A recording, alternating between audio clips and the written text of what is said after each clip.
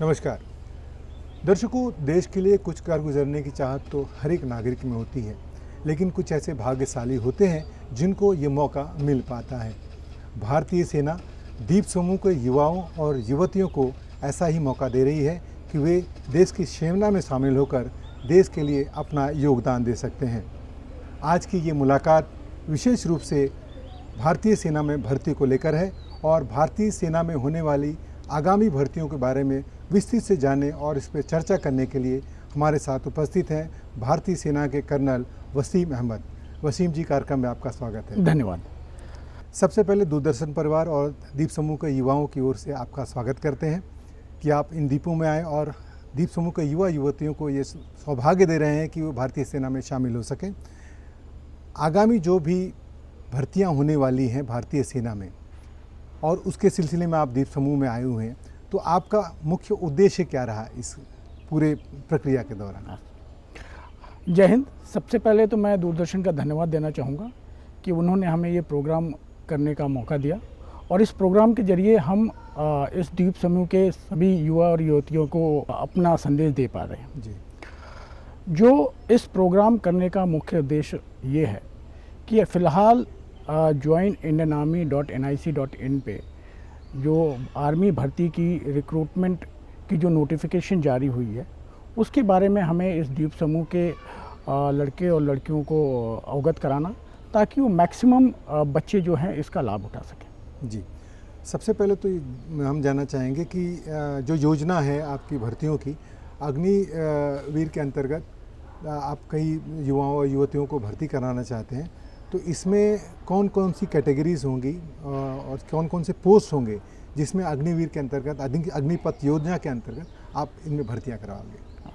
अग्निवीर योजना के अंतर्गत दो प्रकार की कैटेगरीज हैं। एक है अग्निवीर जिसमें केवल मुख्यतः पुरुष हिस्सा ले सकते हैं और दूसरा है जिसमें कि महिलाएं हिस्सा ले सकती हैं। तो जो अगर हम पुरुषों की बात करें तो उसमें है पहली कैटेगरी अग्निवीर जीडी की, दूसरी अग्निवीर टेक्निकल की, तीसरी है category Agniveer clerk oblique store keeper technical की। उसके आगे अग्निवीर ट्रेडमैन 8th और 10th पास। जब हम महिलाओं की बात करते हैं तो उसमें एक ही कैटेगरी है जिसमें कि अग्निवीर वुमेन मिलिट्री पुलिस, ये कैटेगरीज हैं अग्निपथ स्कीम के अंतर्गत। चलिए, ये तो बात होगी विभिन्न पदों की। अब बात करना चाहेंगे कुछ एक मुख्य मैंडेट्स होते हैं इन अग्निवीर के पदों पर भर्ती के लिए।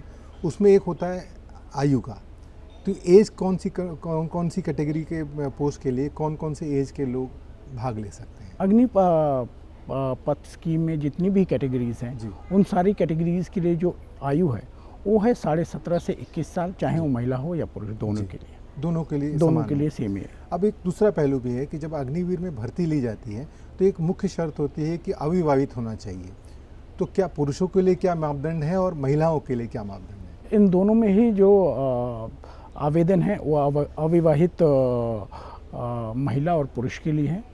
महिलाओं के उसमें थोड़ा सा कंसेशन दिया गया है, जो कि महिलाएं विडोज हैं या फिर सेपरेटेड हैं या लीगली डिवोर्सी हैं, तो इनको ये महिलाएं भी पार्टिसिपेट कर सकती हैं इसमें या फिर आवेदन कर सकती हैं अगर वो जो ऊपर आयु की क्राइटेरिया और उसके क्वालिफिकेशन की क्राइटेरिया को अगर मीट करती हैं। तो इसके अलावा अगर कोई भी महिला जो कि विडो है किसी एक्स सर्विसमैन की, जो कि सर्विस में रहते हुए जिनकी मृत्यु हो गई, उनके लिए वो 30 साल तक की एज तक अप्लाई कर सकती हैं और अगर उनके बच्चे हैं तो भी वो अप्लाई कर सकते हैं, बशर्त है कि उनका रीमैरिज नहीं होना चाहिए। तो एक तरह से वॉर विडोज के लिए एक हैंड होल्डिंग की स्कीम जैसी है। बिल्कुल।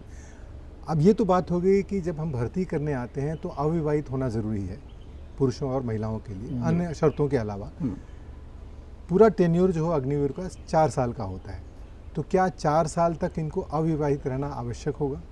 बिल्कुल। जो नोटिफिकेशन में जो क्लॉज दिए गए हैं उस क्लॉज के हिसाब से इन जो भी कैंडिडेट इस अग्निवीर पथ स्कीम में क्वालिफाई करता है उसको उस पूरे 4 साल के टर्म के लिए अविवाहित होना अनिवार्य है। जी। ये हो गई बात और बाकी क्राइटेरियाज की। तो अब बात करते हैं क्वालिफिकेशंस की। तो जब हम अग्निवीर की बात करते हैं तो आपने कई सारी कैटेगरीज बताई जिसमें आप भर्ती लेने जा रहे हैं।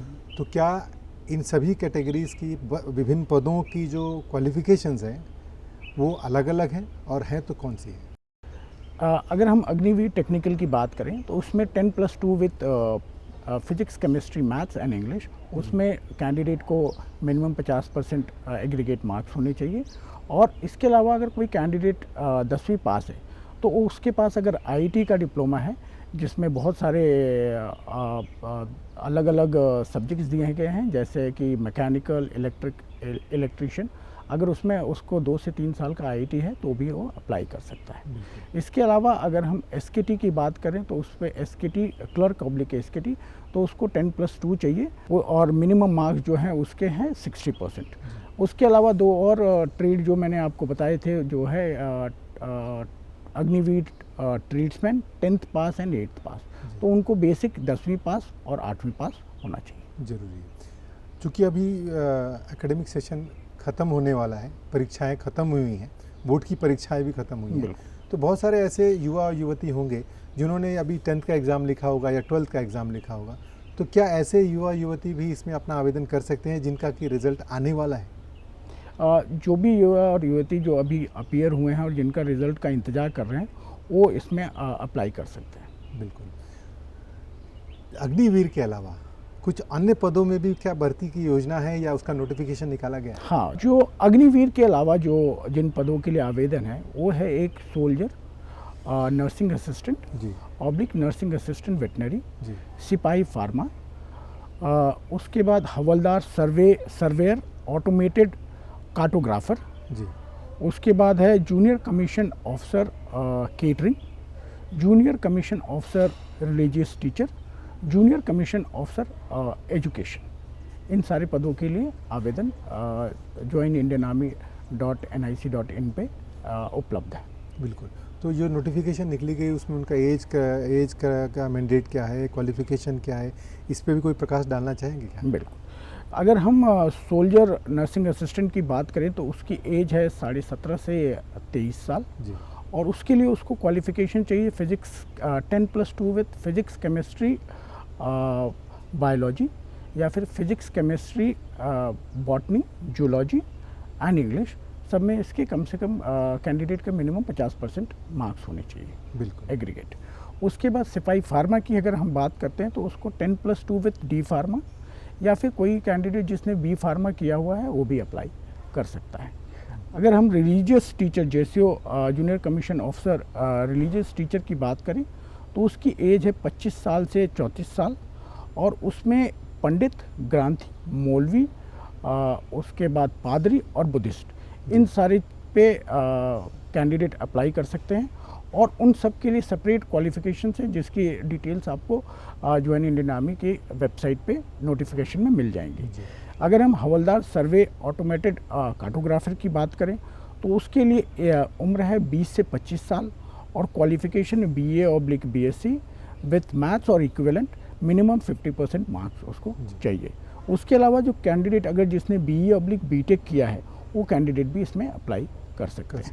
इसकी डिटेल क्वालिफिकेशन की जानकारी आपको जॉइन इंडियन आर्मी साइट पे मिल जाएगी। इसके अलावा अगर हम बात करें जेसीओ केटरिंग की तो उसमें कैंडिडेट की एज है 21 से 27 साल, और उसको 10+2 with diploma oblique certification course in catering का मिनिमम 1 साल की केटरिंग का कोर्स होना चाहिए। उसके अलावा अगर हवलदार एजुकेशन की बात करें तो इसमें कई सारे पद हैं, जैसे कि IT एंड साइबर, उसके अलावा इंफॉर्मेशन टेक्नोलॉजी एंड लिंग्विस्टिक। सो इन तीनों के लिए अलग अलग क्वालिफिकेशन है, जिसमें BSc/MSc in information science, BSc/MSc in information technology and BSc/MSc इन और BA/MA इन चाइनीज़/ म्यांमार लैंग्वेज। और इनकी डिटेल आपको, क्वालिफिकेशन की डिटेल्स और एज की डिटेल आपको joinindianarmy.nic.in के वेबसाइट पे मिल जाएगी नोटिफिकेशन में। बिल्कुल सर, ये तो आपने बहुत सारे पदों की बात बता दी कि अगर कोई युवा है, युवती है, वो चाहती है कि एक से ज़्यादा पद पर हम आवेदन करें, तो क्या ये अलाउड है और कैसे करें? बिल्कुल। पहले तो मैं ये बताना चाहूँगा कि अग्निपथ स्कीम में ही जी इस बार से एक से ज़्यादा पद पे एक कोई भी कैंडिडेट है वो अप्लाई कर सकता है।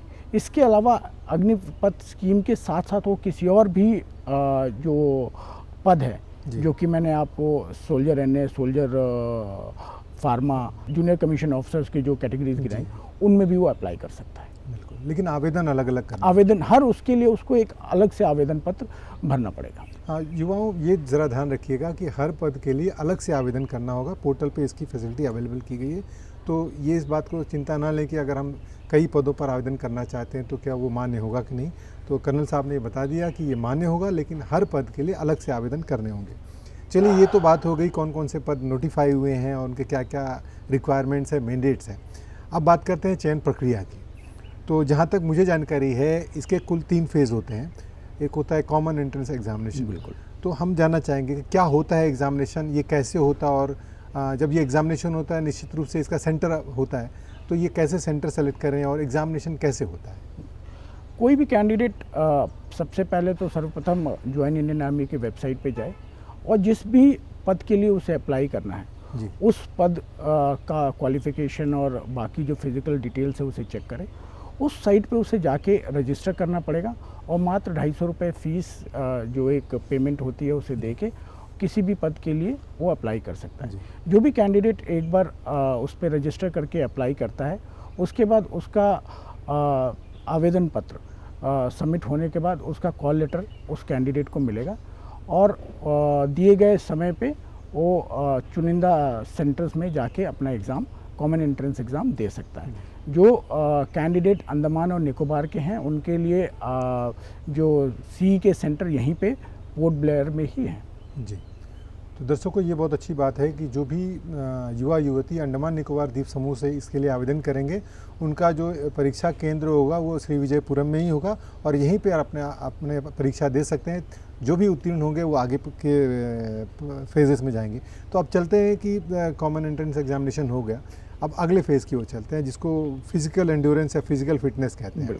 क्या होता है इसकी, क्या अगर मैं पूरा जो प्रोसेस है आर्मी में रिक्रूटमेंट की अगर मैं उसे समझाने की आपको कोशिश करूं तो उसमें बेसिकली 3 फेज़ होते हैं। पहला फेज़ जिसमें है कि कॉमन एंट्रेंस एग्जामिनेशन होता है, जिसमें कोई भी कैंडिडेट जो एप्लीकेशन देता है उसके बाद उसका कॉमन एंट्रेंस एग्ज़ाम होता है। जब कॉमन एंट्रेंस एग्ज़ाम में जो भी कैंडिडेट उत्तीर्ण हो जाते हैं, उत्तीर्ण होने के बाद वो पहुंचते हैं रैली के लिए, जिसे जो कि ग्राउंड में उसका फिज़िकल फिटनेस और फिज़िकल मेजरमेंट 2 चीज़ें उसकी कैंडिडेट की चेक होती हैं। जो भी कैंडिडेट फिज़िकल मेजरमेंट और फिज़िकल फिटनेस टेस्ट पास करता है उसका मेडिकल होता है। मेडिकल होने के बाद इस सारे कैंडिडेट्स का रिज़ल्ट कंपाइल होता है और based on the merit same join Indian army की साइट पे उसका रिज़ल्ट पब्लिश होता है। सो अभी हम कॉमन एंट्रेंस एग्ज़ाम जो कैंडिडेट कर लेगा वो आएगा रैली के लिए। रैली में बहुतः 2 फेज़ होते हैं, जिसमें कि एक होता है फिज़िकल फिटनेस टेस्ट और दूसरा होता है फिज़िकल मेजरमेंट टेस्ट। तो फिज़िकल फिटनेस टेस्ट में पहली चीज़ स्टार्ट होती है जो है 1.6 किलोमीटर रन से। अगर हम 1.6 किलोमीटर रन की बात करें और कैटेगरी अग्निवीर और या फिर अग्निपथ स्कीम की बात करें, तो जो भी कैंडिडेट जो अग्निवीर जीडी है और अग्निवीर ट्रेड्समैन 8th और 10th वो इसमें दौड़ेंगे और उनको हर 4 ग्रुप में बांटा गया है। जो कैंडिडेट 5 मिनट 30 सेकंड के अंदर कंप्लीट करेंगे उस कैंडिडेट को ग्रुप 1 में लिया जाएगा, जिसको मैक्सिमम 40 नंबर मिलेंगे। 5 मिनट 31 सेकंड से लेके 5 मिनट 45 सेकंड तक ग्रुप 2, 5 मिनट 46 से लेके 6 मिनट तक ग्रुप 3 और 6 मिनट से 6 मिनट 15 सेकंड तक ग्रुप 4। तो इसी के हिसाब से उस कैंडिडेट को अलग अलग मार्क्स दिए जाएंगे। जो कैंडिडेट्स रन क्वालिफाई करते हैं उसके बाद ये कैंडिडेट जाएंगे उनका अगले लेवल के लिए, जिसमें उनका बीम बेसिकली चिनअप्स और एक 9 फीट डिच और उसके अलावा जिगजैग, ये 3 चीज़ें उन्हें करनी पड़ती है। जिम जो बीम है, बीम में मिनिमम क्वालिफिकेशन है 6 बीम उसे मारने पड़ेंगे और मैक्सिमम है 10। जो कैंडिडेट बीम 10 मारेगा उसको मैक्सिमम 40 नंबर मिलेंगे और उसी के साथ 9, 8, 6 उसी के स्केल पे नंबर कम होते जाएंगे। इसकी सारी डिटेल्स आपको उस नोटिफिकेशन में मिल जाएगी। जिगजैग और 9 फीट डिच कैंडिडेट को केवल क्वालिफाई करना होता है। उसके अलावा अगर हम विमेन मिलिट्री पुलिस की बात करें तो विमेन मिलिट्री पुलिस जो फीमेल कैंडिडेट्स हैं उनको 1.6 किलोमीटर रन, जो मैक्सिमम टाइम है उनका 8 मिनट, जिसमें उनको भी 2 ग्रुप में बांटा गया है, जो कि 7 मिनट 30 सेकंड से पहले आ गए वो ग्रुप 1, और 7 मिनट 31 सेकंड से 8 मिनट तक ग्रुप 2। तो फर्स्ट जो आया ग्रुप 1 का उनको मैक्सिमम 60 नंबर मिलेंगे और सेकंड वाले को 48 मार्क्स मिलेंगे। उसके अलावा जो विमेन कैंडिडेट्स हैं उनको 10 फीट जंप और 3 फीट हाई जंप, ये 2 चीज़ें हैं जो क्वालिफाई करनी होंगी। इसके अलावा technical, clerk oblique store keeper technical, इनको ये सारे टेस्ट क्वालिफाई करने पड़ेंगे। मतलब ये होगा कि कुछ पदों के लिए ग्रुप्स बनाए जा रहे हैं ताकि उनकी मेरिट बनाई जा सके, और कुछ पदों के लिए केवल एक क्वालिफाई करना होता है, जो मिनिमम रिक्वायरमेंट उसको फुलफिल। बिल्कुल। तो अमूमन आप एक तरह से 1-2 चीज़ों को देख रहे हैं, एक तो फिटनेस भी देख रहे हैं और साथ साथ आप ये भी देखना चाहते हैं कि कौन फिटनेस लेवल पे भी कौन ऊपर है, कौन उससे थोड़ा सा नीचे, ताकि आप मेरिट बेस्ड उसमें एक्टिविटी करवा सकें। अमूमन होता है कि कुछ एक जो उम्मीदवार होते हैं उनको शंका हो जाती है कि मेरा जो फिज़िकल फिटनेस हुआ था वो सही नहीं हुआ या मेज़रमेंट में गड़बड़ी थी, तो क्या उनके ग्रीवेंसेस को एड्रेस करने के लिए भी कुछ व्यवस्था की जाती है जहाँ पे ये फिजिकल एंड्योरेंस टेस्ट होता है? बिल्कुल, जहाँ पे भी रैली होती है वहाँ पे एक ग्रीवेंस सेल बना होता है। किसी भी कैंडिडेट को अगर कोई शंका होती है, अगर उसे लगता है कि कोई शंका है या उसके साथ कुछ गलत हुआ है, तो वो ग्रीवेंस सेल में जाके अपना ग्रीवेंस नोट करा सकता है और उस ग्रीवेंस का वहीं पे निदान किया जाता है। अच्छा, तो जो जैसा कि आपने बताया ही था कि जो भी उम्मीदवार फिज़िकल फिटनेस टेस्ट को पार करते हैं वो मेडिकल एग्जामिनेशन के लिए जाते हैं। यहाँ पे एक और चीज़ आती है कि जब रैली होती है फिज़िकल फिटनेस के दौरान ही एक एडेप्टेबिलिटी टेस्ट ली जाती है। बिल्कुल। वो क्या होती है? एडेप्टेबिलिटी टेस्ट आप अगर देखेंगे तो आर्मी की इन्वायरमेंट और आर्मी की वर्किंग कंडीशन थोड़ी अलग है, तो इसीलिए कैंडिडेट्स का एक एडेप्टेबिलिटी टेस्ट किया जाता है। जस्ट उनको एसेस करने के लिए क्या वो आर्मी ट्रेनिंग और आर्मी इन्वायरमेंट के लिए लायक हैं या नहीं है। ये सारे ऑनलाइन बेसिकली और टैब या फिर मोबाइल पे उनको कुछ क्वेश्चनेयर दिए जाते हैं जिसको उनको जवाब देना पड़ता है और उसके बेसिस पे उनकी एडेप्टेबिलिटी को एसेस किया जाता है। अगर कोई भी कैंडिडेट इस टेस्ट के दौरान एडेप्टेबिलिटी टेस्ट में फेल होता है तो वो आगे के प्रोसीजर से बाहर हो जाता है। मैंने दर्शकों इस बात को ध्यान रखें कि हालांकि फ़िज़िकल फिटनेस टेस्ट में सभी पास हो जाते हैं और एडेप्टेबिलिटी टेस्ट को ज़्यादा कोई हाईलाइट नहीं करता, लेकिन वो मैंडेट है, उसको पास करना ज़रूरी है। आपने सीई क्लियर कर दिया, फिज़िकल फिटनेस भी क्लियर हो गई, लेकिन एडेप्टेबिलिटी टेस्ट नहीं पास किए तो आप अगले फेज़ में नहीं जा पाएंगे। बिल्कुल।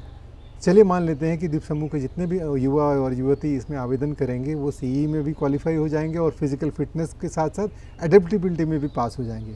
अब आती है मेडिकल एग्जामिनेशन की, तो ये क्या प्रक्रिया होती है, कैसे आप संचालित करते हैं? मेडिकल एग्जामिनेशन एक सारे के सारे मेडिकल ऑफिसर्स जो होते हैं फ़ौज के, उनके द्वारा की जाती है और उनको एक मैंडेट दिया होता है। बेसिकली हर चीज़ में रिक्वायरमेंट दी होती है, तो उसी के हिसाब से वो सारी चीज़ें चेक करते हैं, आई से लेके आपका बेसिकली बोन प्लस बाकी सारी चीज़ें, और उसका वो जो भी निष्कर्ष निकलता है वो फॉर्म में भर के कैंडिडेट फिट या अनफिट घोषित करते हैं।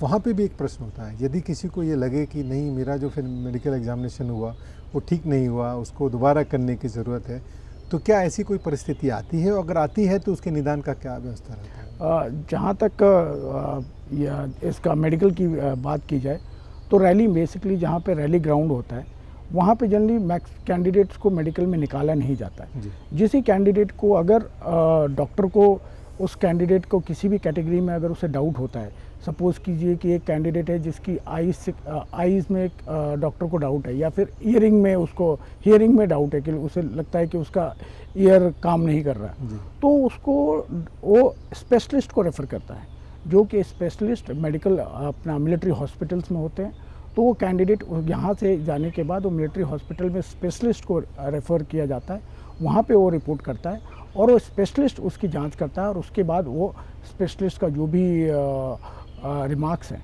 वो देता है। मैंने ये प्राइमरी लेवल पे किसी का फेलियर नहीं होता, अगर किसी के ऊपर शंका भी हो तो स्पेशलिस्ट के पास जाती है, बिल्कुल, ताकि कोई किसी तरह की शंका ना हो और जो भी रिपोर्ट सामने आए वो एक फैक्चुअल हो और उसके हिसाब से काम किया जा सके। ये तो आपने पूरी प्रक्रिया की बता दी कि कैसे रजिस्ट्रेशन करें, देन आवेदन होने के बाद में कौन कौन सी प्रक्रियाएं चलती हैं, इसका आपने पूरे विस्तार से बता दिया। अब आपसे हम ये जानना चाहेंगे, चूँकि अंडमान निकोबार द्वीप समूह में आप आए हैं उतने दूर से चल के, तो यहाँ के द्वीप समूह के युवाओं के लिए, युवतियों के लिए क्या विशेष सुविधा आप यहाँ पे मुहैया करवा रहे हैं? हमारा मकसद बेसिकली अंडमान यहाँ आने का, जो मैंने पहले भी आपको बताया, ताकि मैक्सिमम जो यहाँ के कैंडिडेट्स हैं उनको इसके बारे में पता चले और अप्लाई करें। अभी जो अंडमान और निकोबार द्वीप समूह का अगर आप ज्योग्राफिकली देखेंगे तो काफ़ी सेपरेटेड हैं और कनेक्टिविटी का इशू है।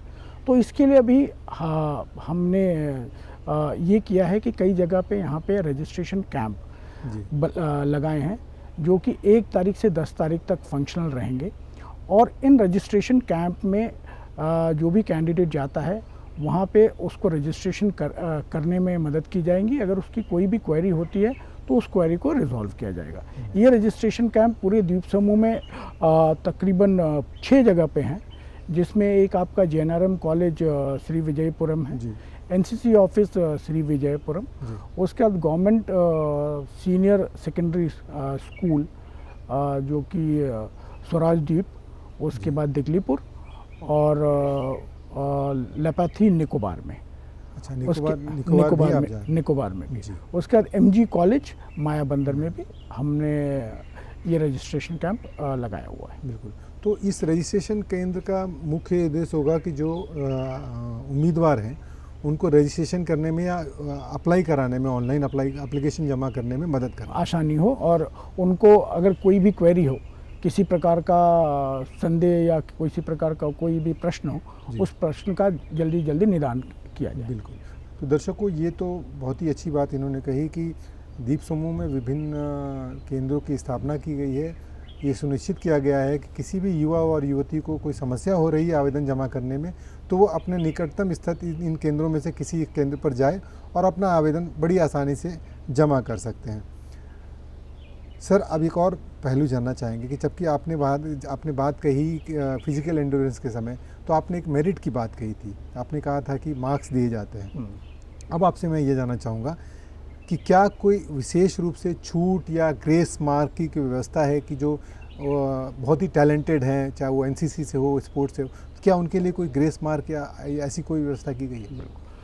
अभी अगर मैं अग्निवीर स्कीम की बात करूं तो अग्निवीर स्कीम में जो यहाँ के अंडमान एंड निकोबार के कैंडिडेट्स हैं, उनके लिए 2 कैटेगरी में जो कि हाइट की रिक्वायरमेंट है वो है। पहला है जो यहाँ के सेटलर्स हैं और जो यहाँ के लोकल हैं। जो लोकल हैं उनके लिए 155 सेंटीमीटर और जो सेटलर है उसके लिए है 165 सेंटीमीटर। उसके अलावा जो विमेन मिलिट्री पुलिस के लिए जो फीमेल कैंडिडेट्स हैं उनके लिए हाइट की रिक्वायरमेंट है 162 सेंटीमीटर। इसमें ही अगर कोई भी कैंडिडेट जो कि स्पोर्ट्स में उसने मेरिट बेसिकली इंटरनेशनल लेवल पे, नेशनल लेवल पे, डिस्ट्रिक्ट लेवल पे या स्कूल लेवल पे स्पोर्ट्स में रिप्रेजेंट किया है और मेडल प्राप्त किया है, तो उसको हाइट में 2 सेंटीमीटर की रिलैक्सेशन है। इसके अलावा अगर कोई WMP में कोई ट्राइबल है, ट्राइबल के लिए 4 सेंटीमीटर का रिलैक्सेशन है। चलिए दर्शकों, द्वीप समूह के उम्मीदवारों के लिए बहुत सारी सुविधाएं दी जा रही हैं और जो लोग टैलेंटेड है, ब्रिलियंट है और अपने अपने क्षेत्र में बहुत अच्छा कर रहे हैं, उनके लिए भी ग्रेस मार्क की व्यवस्था भी की गई है। तो आप ज़रूर इसमें भाग लें और इस मौके को हाथ से ना जाने दें, ताकि इससे अच्छा मौका देश की सेवा के लिए शायद बहुत जल्दी ना मिले, और मिले भी तो शायद तब तक आप उस एज ग्रुप को पार कर जाएं। यहाँ पे एक चीज़ और मैं बताना चाहूँगा इसमें, इसके अलावा जो मैंने आपको रिलैक्सेशन की बात की, इसके अलावा कैंडिडेट्स को बोनस मार्क्स भी दिए जाते हैं। जो भी कैंडिडेट्स NCC कर रहा है या NCC में है, ABC सर्टिफिकेट, और जो कैंडिडेट स्पोर्ट्स में है उसको, और कैंडिडेट जिन्होंने IT डिप्लोमा किया है उन सबको बोनस मार्क्स मिलते हैं, और उस बोनस मार्क्स की डिटेल्स पूरी डिटेल नोटिफिकेशन में दी गई है। निश्चित रूप से ये जो बोनस मार्क मिलेंगे उनको मेरिट में ऊपर ले मेरिट जाने में में मदद उनको करेंगे। तो जो जिन लोगों ने NCC में और स्पोर्ट्स में बहुत अच्छा किया हुआ है वो व्यर्थ नहीं है, वो कहीं ना कहीं उनके उपयोग में आने जा रहा है। बिल्कुल। वसीम जी, अब ये जानना चाहेंगे कि अमूमन कई उम्मीदवार ऐसे होते होंगे जो या तो उनका आवेदन पूरा नहीं हो पाता होगा या वो लोग क्वालिफाई नहीं कर पाते होंगे। ऐसी कौन कौन सी परिस्थितियां हैं और ऐसे कौन कौन से मिस्टेक्स हैं जिसकी वजह से एप्लीकेशन रिजेक्ट हो जाता है या लोग क्वालिफाई नहीं कर पाते हैं? किन बातों का ध्यान रखें उम्मीदवार? दरअसल कैंडिडेट को सबसे पहले तो नोटिफिकेशन जो है जी, जो ज्वाइन इंडियन आर्मी की साइट पे है, उस नोटिफिकेशन को अच्छे से पढ़ने की ज़रूरत है जी, और अपनी क्वालिफिकेशन को उसके दिए गए क्वालिफिकेशन से मैच करने की ज़रूरत जी। है। कि कई बार क्या होता है कि कैंडिडेट किसी और चीज़ के लिए अप्लाई करता है जिसके लिए उसका क्वालिफिकेशन होता नहीं है। दूसरा, हर कैटेगरी में इंडियन आर्मी को रिक्वायरमेंट क्या है हाइट की, वो क्लियर कट उस साइट पे उस नोटिफिकेशन में लिखी हुई है। तो कैंडिडेट अगर अप्लाई करता है तो बेसिकली अपने जो फिज़िकल जो फिटनेस क्राइटेरिया है उसको चेक कर ले और साथ में अपनी हाइट चेक कर ले, ताकि सब कुछ करने के बाद जब वो रैली में पहुंचता है तो कई बार क्या होता है कि कैंडिडेट्स अपने हाइट में उनको रिजेक्ट कर दिया जाता है, जबकि उन कैंडिडेट्स को जब आवेदन कर रहे हैं तभी उनको पता होता है कि उनकी हाइट इस आवेदन के साथ मैच नहीं करती जी। और उसके अलावा ये है कि कैंडिडेट्स को अपनी एजुकेशन क्वालिफिकेशन, जैसे अगर कोई कैंडिडेट अभी नोटिफिकेशन पढ़ता है और उसको पता है कि आगे जाके उसकी एज होगी, तो कई सारे नोटिफिकेशन पढ़ के उसमें से कोई भी एक सिलेक्ट करके उसी के हिसाब से अपना एजुकेशन क्वालिफिकेशन या फिर स्पोर्ट्स में चीज़ें बढ़ा सकता है, अपनी क्षमता को बढ़ा सकता है, ताकि कल के दिन उसको उतनी आसानी से आवेदन कर सके। तो दर्शकों, इन बातों का बहुत बारीकी से ध्यान दीजिए और जो भी भारतीय सेना ये सुविधा मुहैया करवा रही है, इसका मुख्य उद्देश्य है कि इन भर्तियों में द्वीप समूह के अधिक से अधिक युवा और युवती शामिल हों, ताकि देश के एक मुख्य भाग से थोड़ा दूर ये द्वीप समूह है, लेकिन ये अभिन्न अंग है और यहाँ के युवा युवती देश की सेना में शामिल होकर एक बहुत अच्छा भविष्य बना सकते हैं, योगदान दे सकते हैं। कर्नल साहब, अब हम आपसे जानना चाहेंगे कि 4 साल का ये टेन्योर, अग्निवीर का 4 साल का सर्विस टेन्योर होता है। 4 साल के बाद क्या फाइनेंशियल बेनिफिट्स मिलती हैं इन सर्विस के दौरान और आफ्टर सर्विस? जो भी कैंडिडेट अग्निवीर में भर्ती होता है उसको सबसे पहले तो मिनिमम पहले साल से 30,000 रुपये में प्रति माह की सैलरी मिलती है, जो कि हर साल बढ़ती जाती है और तकरीबन 40,000 प्रति माह उसको चौथे साल में मिलती है। जी। इसके अलावा जो कैंडिडेट को एक सेवानिधि पैकेज मिलता है जब वो 4 साल के बाद अगर अग्निवीर की सेवाएं समाप्त होती हैं उसकी, तो उसको तकरीबन 10.05 लाख रुपीज़ उसे मिलते हैं, जिसमें कि उसके ऊपर इंटरेस्ट इसमें इंक्लूडेड नहीं है। अगर इंटरेस्ट की भी इसके ऊपर जोड़ लें तो तकरीबन 11 से 12 लाख रुपए कैंडिडेट को मिलते हैं। इसके अलावा जब वो सेवा में है एज अग्निवीर तो उसको CSG की फैसिलिटी मिलती है, मेडिकल की फैसिलिटी कैंडिडेट को मिलती है। सर्विस के दौरान उसको हर साल में 30 दिन की छुट्टी उसको लागू है। बिल्कुल। दर्शकों, ये 4 साल का सेवा देने के बाद भी आपको सर इसमें कोई सर्टिफिकेट वगैरह मिलता है इसके? हाँ, इसके बाद जो भी कैंडिडेट इसमें 4 साल की सेवा समाप्त करते हैं उसको एक स्किल सर्टिफिकेट मिलता है, जो कि आगे वो अपने कहीं भी जहाँ भी आवेदन करता है उसके लिए उसको इस्तेमाल कर सकता है। इसके अलावा जो भी कैंडिडेट अग्निवीर स्कीम में है उसमें से 25% कैंडिडेट जिनको बेस्ड ऑन द मेरिट उसको फौज में स्थायी नौकरी दी जाएगी। कर्नल वसीम जी, ये तो आपने सारी बातें कह दी कि क्या क्या एज कैटेगरीज हैं, क्वालिफिकेशंस क्या हैं। अब हम आपसे जानना चाहेंगे कि टाइमलाइन क्या है, कब शुरू हुआ, कब तक ख़त्म होगा? ये जो नोटिफिकेशन जो joinindianarmy.nic.in की वेबसाइट पे आई हुई है, ये नोटिफिकेशंस को में रजिस्ट्रेशन करने की तारीख स्टार्ट हो गई थी 12 मार्च 2025 से, जो कि 10 अप्रैल 2025 तक की जा सकती है। ये रजिस्ट्रेशन विंडो है जिसमें कोई भी कैंडिडेट विभिन्न पदों के लिए अप्लाई कर सकता है। किसी भी समाज के युवा युवतियों को जागरूक करने में, किसी पहल में आगे लाने के लिए समाज का बहुत बड़ा योगदान होता है। तो दूरदर्शन में इस कार्यक्रम के माध्यम से यहाँ के स्थानीय निकाय, पंचायती राज संस्थानों के जो प्रतिनिधि है और जनप्रतिनिधि जो भी हैं, उनको आप क्या संदेश देना चाहेंगे? मैं लोकल एडमिनिस्ट्रेटिव बॉडी को यही संदेश देना चाहूँगा कि अगर कैसी ये नोटिफिकेशन जब भी निकलती है तो लोकल एडमिनिस्ट्रेशन को जनरली पता चल जाता है कि किन किन पदों पे क्या चीज़ें निकली हुई हैं। तो इसका मैक्सिमम पब्लिसिटी करने की ज़रूरत है ताकि ज़्यादा से ज़्यादा लोग इसमें हिस्सा ले सकें और इससे लाभ उठा सकें। बिल्कुल। यदि पूरी प्रक्रिया के दौरान किसी भी उम्मीदवार को कोई प्रश्न है, कोई शंका है, तो उसको एड्रेस करने के लिए क्या कोई कॉन्टैक्ट नंबर होगा या कोई केंद्र होगा, कोई सेंटर होगा जिसे वो अप्रोच कर सकते हैं? जैसे कि मैंने आपको एक तो ये रजिस्ट्रेशन कैंप की बात कही जी, जो कि अंडमान एंड निकोबार में लगे हुए हैं। इसके अलावा हर नोटिफिकेशन में रिक्रूटमेंट ऑफिस चेन्नई जी, का नंबर दिया गया है। उस नंबर पे वो कभी भी कॉल कर सकते हैं और अभी भी किसी भी समस्या का समाधान पा सकते हैं। ये तो हो गया, कोई शंका है तो उसका निदान पा सकें। हम आपसे ये भी जानना चाहेंगे कि पूरी प्रक्रिया में